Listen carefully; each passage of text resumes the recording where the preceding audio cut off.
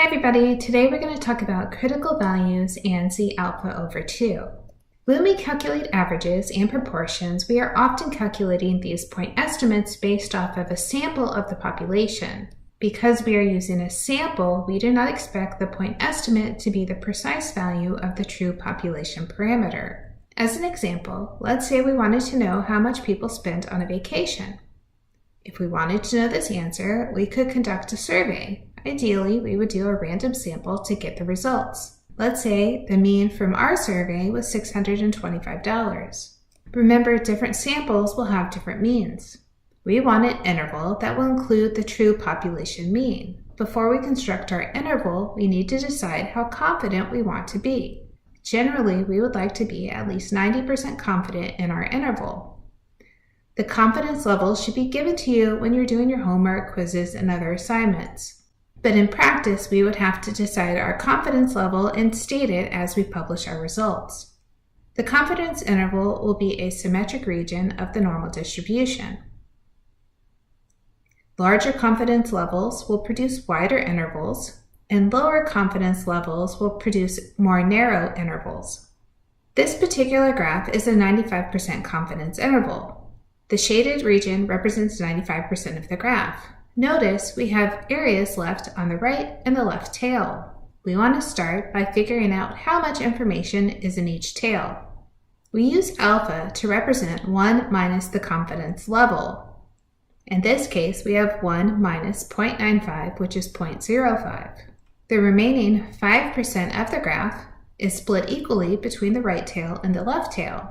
0.05 divided by 2 is 0.025. We use the notation alpha over 2 to represent the area on the right and on the left.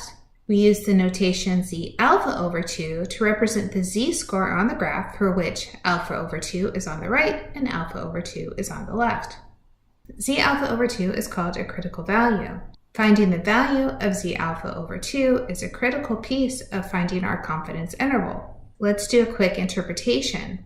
If this graph represents a 95% confidence interval for the number of days of vacation employees receive at work, then the 95% confidence interval is mu is between 9 and 15. This means 95% of similarly constructed intervals will contain the actual population mean number of days of vacation. Let's make a region corresponding to a 98% confidence level. We'll start by finding the value of alpha. Alpha will be 1 minus 0.98, which is 0.02. Next, we'll find alpha over 2, which is 0.02 over 2, or 0.01. Z alpha over 2 is the Z-score that will have 0.01 to the right of the number. It also means it has 1 minus 0.01 to the left. So looking at our graph, we have 98% in the middle, we have 1% on the right, 1% on the left.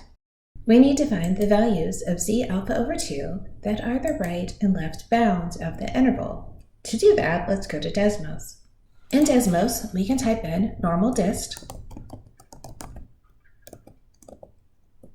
which produces our normal distribution. Remember, you have to put a parenthesis, or you can go to the keyboard, go to the functions, and then scroll down until you find distributions and click on normal dist.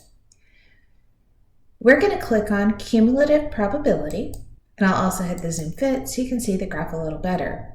By default, it's showing us one standard deviation to the right and to the left. We're trying to compute bounds, so we're going to click on bounds. Then in the line underneath that says probability, we're going to go to the blank space and we're going to type 0.98 to indicate we want 98% of the area under the curve graphed. This produces the bounds of negative 2.326 and positive 2.326. If you want to see more decimal places, click on the arrow next to each number and it'll show you a much longer decimal place. If we're rounding those to 2 decimal places, I will call that negative 2.33 to positive 2.33. Let's try that again, but this time let's use Excel. Let's make a region corresponding to a 88% confidence level.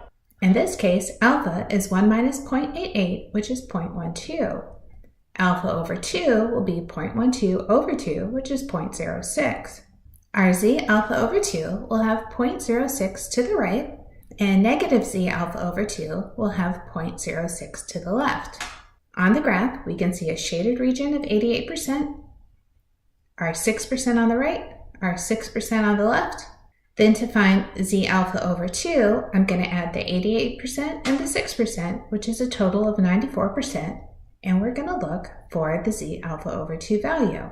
In Excel, we'll start typing norm, and we want to do .s.inv. Our probability is 0.94, which gives us 1.55477. Let's call that 1.55. Now that we have 1.55 on the right, we can just add a negative sign to get our z alpha over 2 on the left. Let's do a quick check to make sure the 1.55 and the negative 1.55 gives us the 88% confidence level we were looking for. To check, I go back to Excel and I type equals. As I type norm, I want to grab .s.dist and I'll put in the larger value, which was 1.55. Then true for cumulative. Then I'll subtract norm .s.dist and I'll put the negative 1.55 and then again true. This gives me a value of 0.878858484, which we could easily round to 0.88, showing us that we have the desired value we were looking for.